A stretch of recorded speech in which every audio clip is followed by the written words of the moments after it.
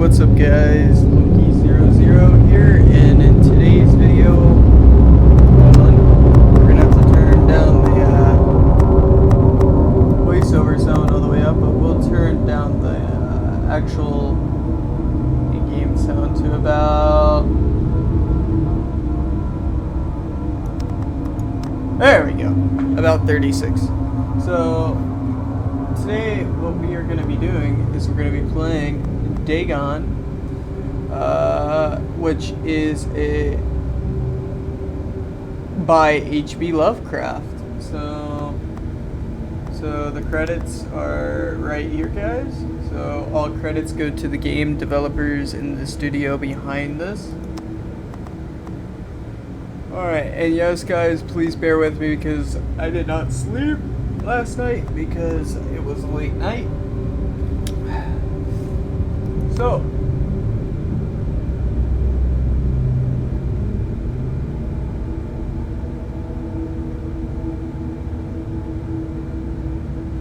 okay. I am writing this under an appreciable mental strain, since by tonight I shall be no more. Also guys, this game has full controller support.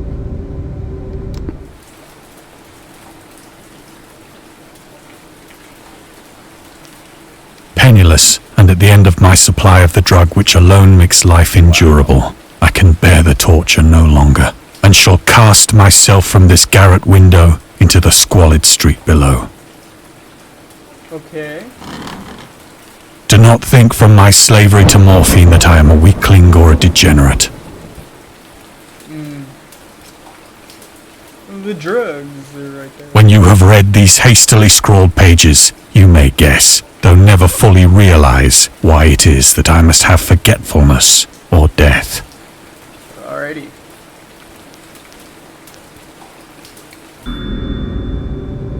Okay. Morphine. Morphine entry into use in the 19th century and was routinely administered to treat several pain during the American Civil War of 1861 to 1865 and World War I from 1914 to 1918. Sorry, it was also sold without restrictions until 1914. Morphine became more popular. Sorry, the mouse is in the way. After the invention of the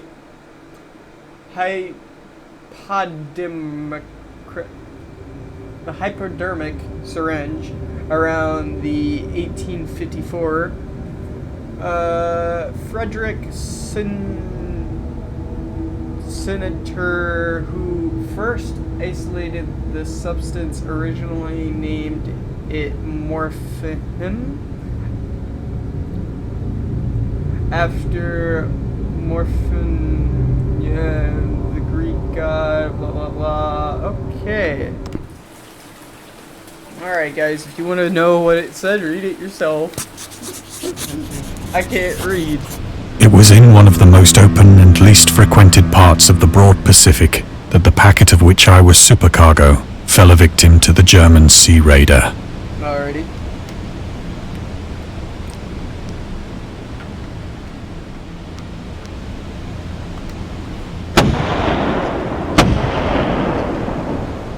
Are we...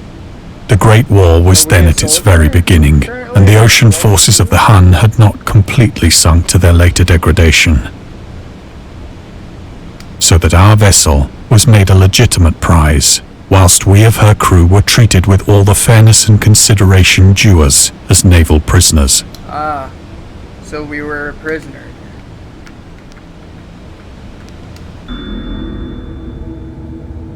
Alright guys, if you want to read it, there you go, yourself. Because I am not going to spend the time of actually reading this, which I'm pretty sure y'all are more than capable of reading it. So, while y'all are reading it, I'm just going to kind of goof around for a minute. So, this game is by Well, the story is an H.P. Lovecraft story. The only other game that I believe that I've ever played to have anything to do with like H.P. Lovecraft was some game on my Xbox, and it was like the Call of Cthulhu or something like that. And the narrator in this is really good, by the way. And this is free on Steam, guys. I'll leave a link down in the description below, because they'll probably eventually make this cost money. But, you know, I guess get it while it's free. At least, it was while I did the video on it. If it changes immediately after, do not be mad at me. That would not be my fault if the, out of nowhere made it not free. But, you never know. They might keep it free. Alright. One more minute, and I'm gonna swap it. I'll just read the last line. The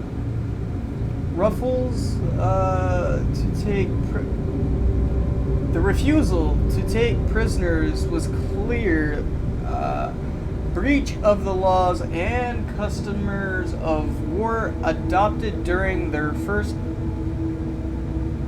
Hagen Conference of 1899. Sorry if I butcher this, because I do not read. I didn't expect to read anything here. So liberal, indeed, was the discipline of our captors, that 5 days after we were taken, I managed to escape alone, in a small boat, with water and provisions for a good length of time. Okay. That is a pretty small boat. There's your stuff. Yoink. Put it in the boat. When I finally found myself adrift and free, I had but little idea of my surroundings.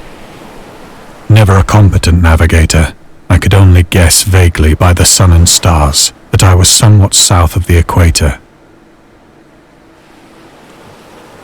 Of the longitude, I knew nothing, and no island or coastline was in sight.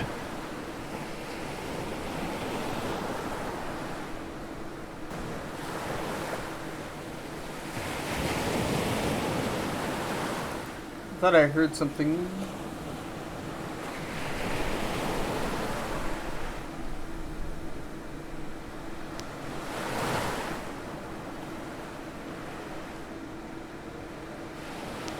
Okay.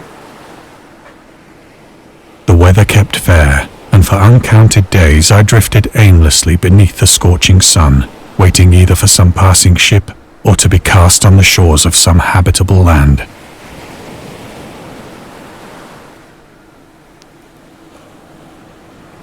But neither ship nor land appeared, and I began to despair in my solitude upon the heaving vastness of unbroken blue.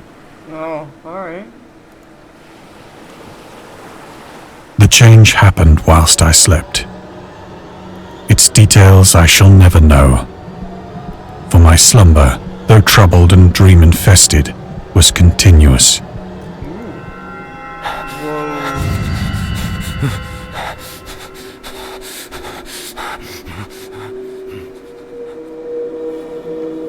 When at last I awoke, it was to discover myself half sucked into a slimy expanse of hellish black mire, which extended about me in monotonous undulations as far as I could see, Yeesh. and in which my boat lay grounded some distance away. Though one might well imagine that my first sensation would be of wonder at so prodigious and unexpected a transformation of scenery, I was in reality more horrified than astonished. Wow. For there was in the air, and in the rotting soil, a sinister quality which chilled me to the very core. Man, just the way the words are done. The region was putrid with the carcasses of decaying fish, and of other, less describable things which I saw protruding from the nasty mud of the unending plain. Perhaps I should not hope to convey in mere words the unutterable hideousness that can dwell in absolute silence and barren immensity. There was nothing within hearing, and nothing in sight, save a vast reach of black slime. Yet the very completeness of the stillness and the homogeneity of the landscape oppressed me with a nauseating fear. The sun was blazing down from a sky which seemed to me almost black in its cloudless cruelty, as though reflecting the inky marsh beneath my feet.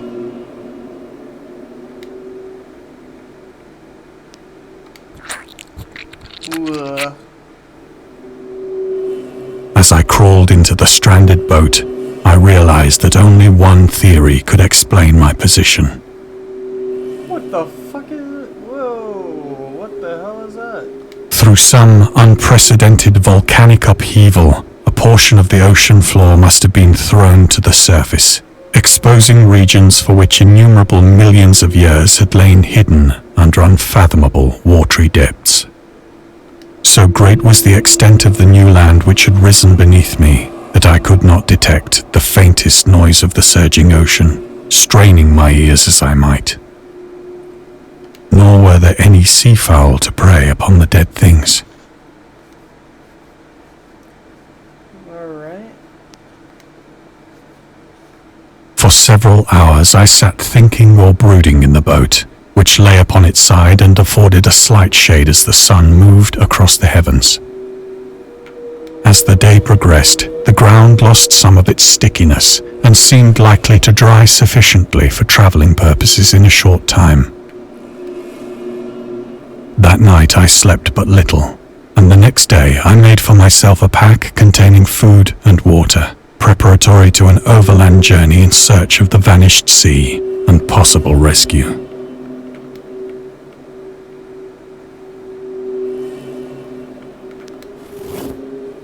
On the third morning, I found the soil dry enough to walk upon with ease. Alrighty. The odor of the fish was maddening, but I was too much concerned with graver things to mind so slight an evil, and set out boldly for an unknown goal. Alright, so you all set out for that unknown goal. Alright. So let's set out. All day I forged steadily westward, guided by a faraway hummock which rose higher than any other elevation on the rolling desert. That is creepy looking. But isn't... Somebody told me that this is a... No. Nobody told me anything, but I was watching a YouTuber. He says this here is a default asset. He was a pretty big YouTuber. Yeah, I would probably agree. It probably is a default asset. It looks like some default assets from Unity or something like that. If not Unity, it's the other thing that's not Unity. That night I encamped, and on the following day still travelled toward the hummock, though that object seemed scarcely nearer than when I had first espied it.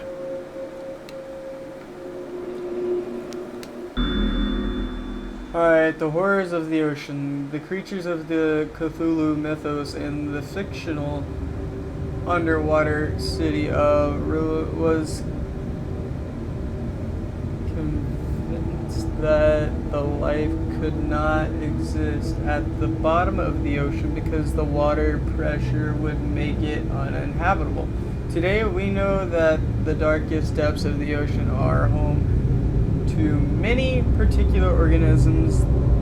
The deepest dwelling fish we have discovered so far in the Mariana snailfish can live up to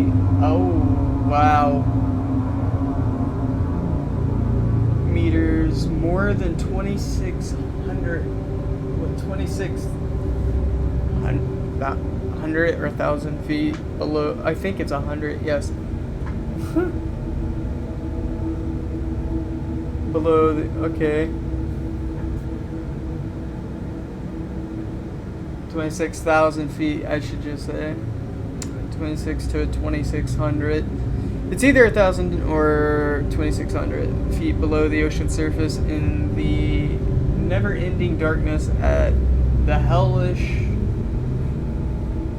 crushing pressure, hundreds of times stronger than those found at sea level. Upon glancing at the modern photos of the deep sea creature, such as the anglerfish, the fangtooth, or the vampire fish, and they're truly Lovecraft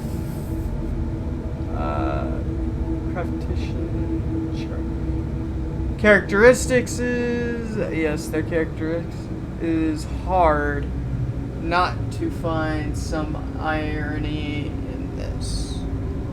Okay, yeah. Yeah.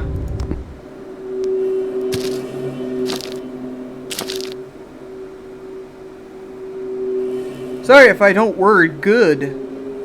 By the fourth evening, I attained the base of the mound, which turned out to be much higher than it had appeared from a distance. An intervening valley setting it out in sharper relief from the general surface. Yes, I turned off my mic for a split second. That was an accident. Too weary to ascend, I slept in the shadow of the hill. I know not why my dreams were so wild that night. Guys, I have a controller and I keep picking up the mouse. But ere the waning and fantastically gibbous moon had risen far above the eastern plain, I have a controller, but I was awake in a cold so perspiration, determined to sleep no more. Such visions as I had experienced were too much for me to endure again. And in the glow of the moon I saw how unwise I had been to travel by day. Without the glare of the parching sun, my journey would have cost me less energy. Indeed, I now felt quite able to perform the ascent which had deterred me at sunset. Wow. Picking up my Alright, let's put that up. I have said that the unbroken monotony of the rolling plain was a source of vague horror to me. Okay. But I think my horror was greater when I gained the summit of the mound and looked down the other side into an immeasurable pit or canyon, whose black recesses the moon had not yet soared high enough to illumine. Wow. I felt myself on the edge of the world, peering over the rim into a fathomless chaos of eternal night.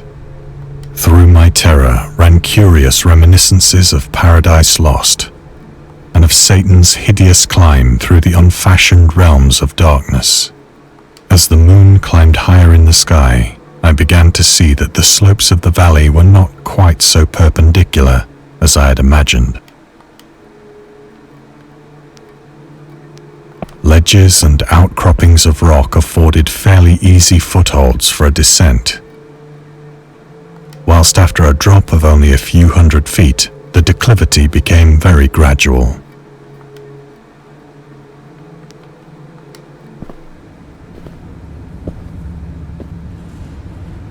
Urged on by an impulse which I cannot definitely analyze, I scrambled with difficulty down the rocks and stood on the gentler slope beneath, gazing into the Stygian deeps, where no light had yet penetrated. All at once, my attention was captured by a vast and singular object on the opposite slope, which rose steeply about 100 yards ahead of me. An object that gleamed whitely in the newly bestowed rays of the ascending moon. I see it.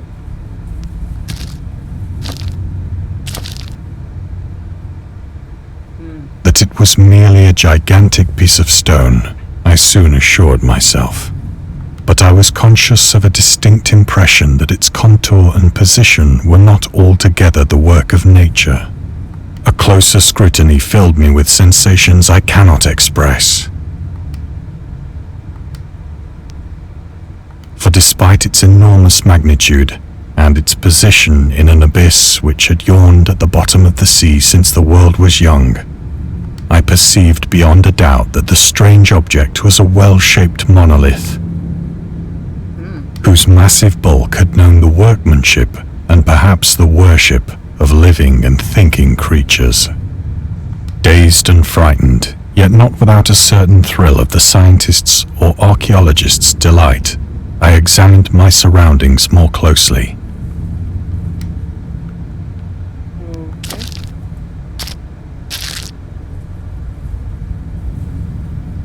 The moon, now near the zenith shone weirdly and vividly above the towering steeps that hemmed in the chasm, and revealed the fact that a far-flung body of water flowed at the bottom, winding out of sight in both directions and almost lapping my feet as I stood on the slope. Across the chasm, the wavelets washed the base of the Cyclopean monolith, on whose surface I could now trace both inscriptions and crude sculptures.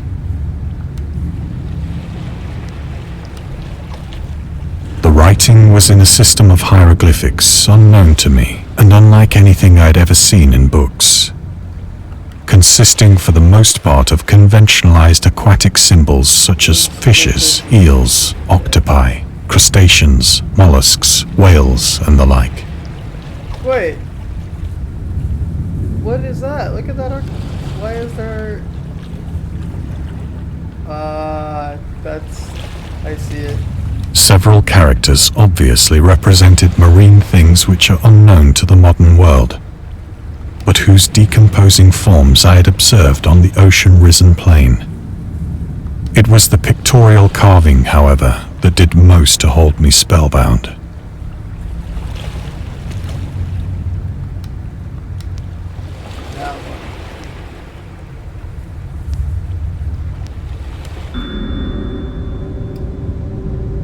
Storytelling methods. Dagon contains many themes and storytelling methods that Lovecraft developed in his later work, such as telling the story through caverns at the Mountains of Madness, the Nameless City, journals, and the chronic, and the chart.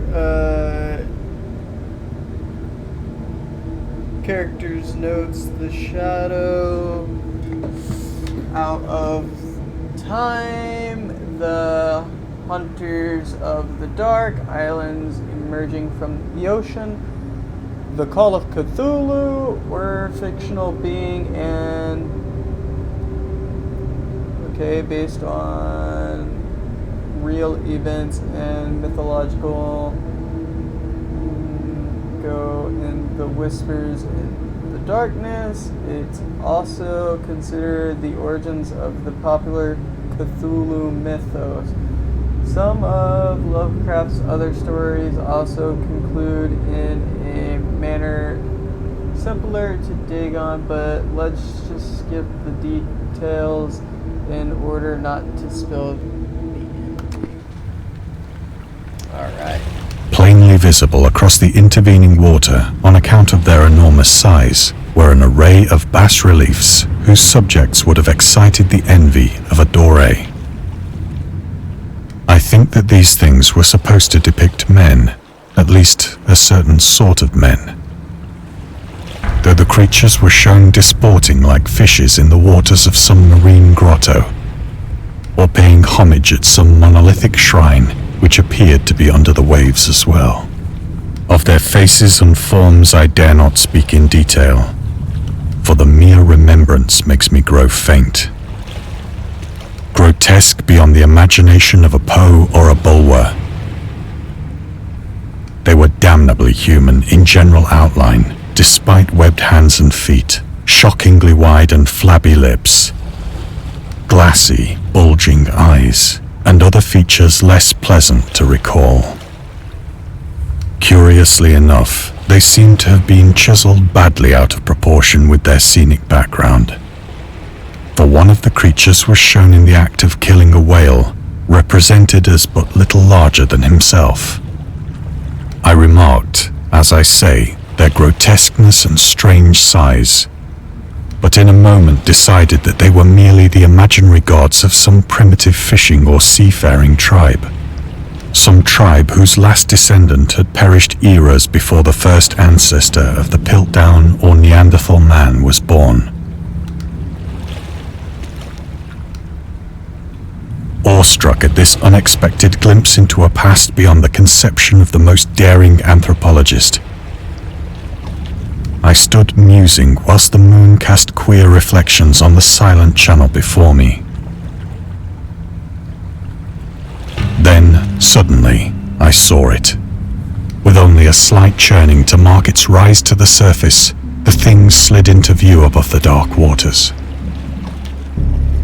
Vast, Polyphemus-like and loathsome, it darted like a stupendous monster of nightmares to the monolith, about which it flung its gigantic scaly arms, the while it bowed its hideous head and gave vent to certain measured sounds. I think I went mad then. Of my frantic ascent of the slope and cliff, and of my delirious journey back to the stranded boat, I remember little.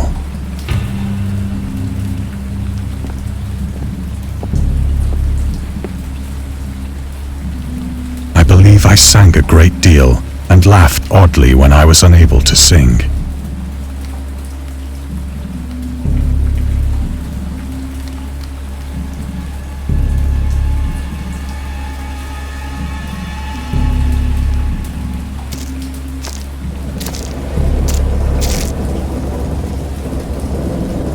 Indistinct recollections of a great storm sometime after I reached the boat. At any rate, I know that I heard pearls of thunder and other tones which nature utters only in her wildest moods.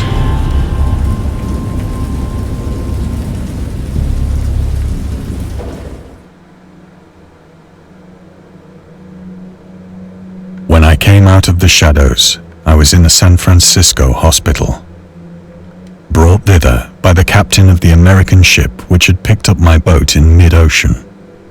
In my delirium, I had said much, but found that my words had been given scant attention. Of any land upheaval in the Pacific, my rescuers knew nothing, nor did I deem it necessary to insist upon a thing which I knew they could not believe.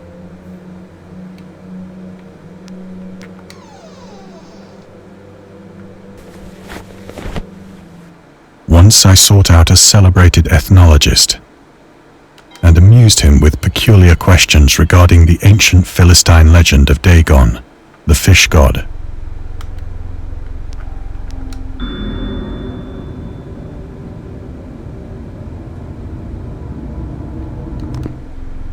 Now, guys, to me, I don't believe in mythology, but it is interesting story writing, at least personally to me.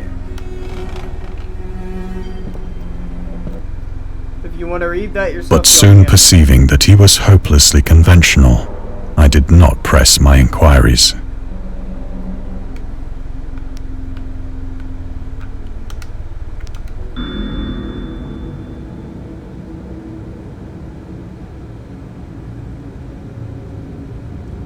Again, guys, it's a lot to read, so I will not be reading it. But you all can read it, because that's the point of my Let's Play, so that way you all can at least get it and see it yourself. There y'all go. If you didn't get to see it all the way back, just pause the video for a couple of minutes and watch it yourself.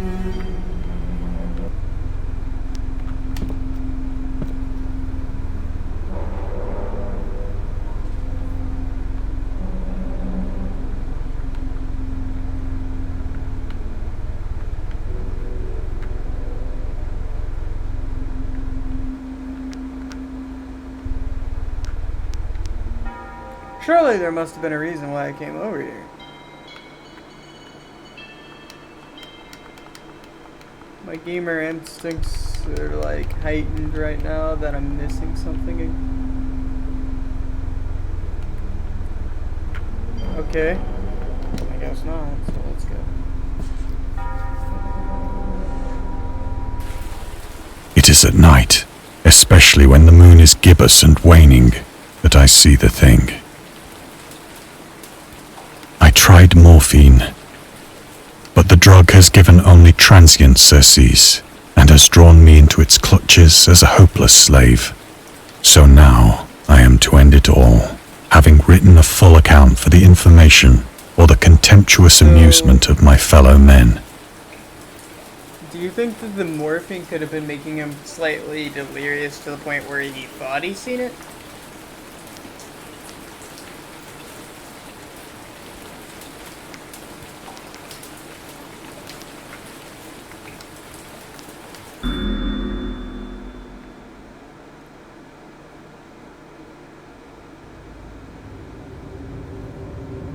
So, Lovecraft hated tobacco even though he used to smoke when he was 12 in order to look and feel like an adult, and his friends claims that he quit as soon as he started wearing long pants. Okay. He also had a very strong opinion about alcohol, as evident by his letter to dating the 13th of February 1928. As for the matter of drinking, I have never tasted intoxicating liquids and never intend to having a strong drinking person. So he never drank, apparently, and he was saying these things. Often, I ask myself if it could not all have been a pure phantasm, a mere freak of fever, as I lay sun-stricken and raving in the open boat after my escape from the German man-of-war. You know, maybe This I ask myself, but ever does there come before me a hideously vivid vision in reply. I cannot think of the deep sea without shuddering at the nameless things that may at this very moment be crawling and floundering on its slimy bed, worshipping their ancient stone idols and carving their own detestable likenesses on submarine obelisks of water-soaked granite. I dream of a day when they may rise above the billows to drag down into their reeking talons the remnants of puny, war-exhausted mankind. Of a day when the land shall sink and the dark ocean shall ascend amidst universal pandemonium.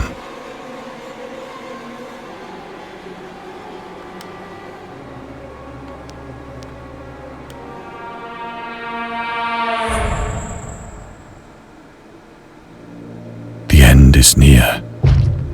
I hear a noise at the door, as of some immense slippery body lumbering against it.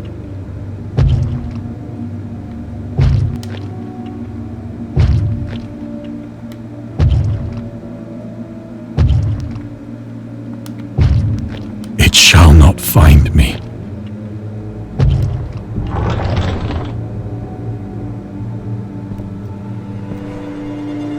God, that hand!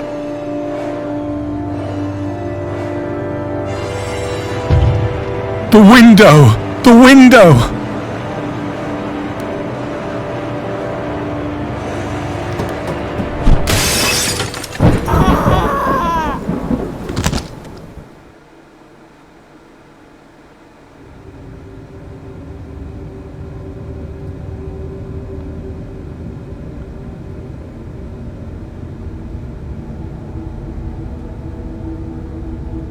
Yeah, I enjoyed the cosmic horror aspect of this, and it's a pretty good game. I got some achievements out of playing. So I got 66 of the 100 or whatever, apparently. Alright, so... Alright, once I force quit, well actually, I'm just gonna...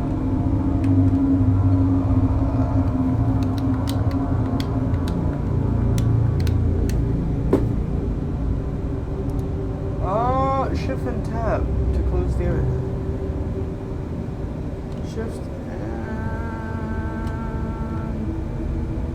tab. There we go. So I'm gonna leave it there, guys. It was a pretty interesting story. mean, the narrative part of it was pretty good. What we got to see was pretty good. For a free game, I think it is indeed very good. And I'm not going to leave feedback, but I would say the story is pretty decent. Downside is it's short. I wish it was longer. I wish it would have been a lot more than it actually was. Pretty good. I mean, it wasn't as good as that one game I played, the Call of Cthulhu, or whatever. That one's very crazy. And, all written by this one dude. And it's very great. I'm just gonna leave it there, guys. Thank you all so much for watching. Drop a like, comment down below something of what you think of the mythos of Call of Cthulhu and the mythos on this, and you know, chat amongst yourselves. Let me know of any other games I should play, because I'm gonna keep doing it from now on. I'm gonna try to make videos every day. I know that's gonna sound like crazy for me, because I never thought of recording a video every single day, because I just never have the energy to do such. But now I'm gonna do it, and I'm so glad to have all of you people on board with it. I know that my subscriber count has been turned off, but here's what I'm gonna say to that, to anyone that's been watching my content. Don't worry about my subscriber count. That does not matter. I will turn it back on one day, but not today. I'll turn it back on in the future. So, thank you all so much for watching, and I'll see you all in the next video. Bye-bye.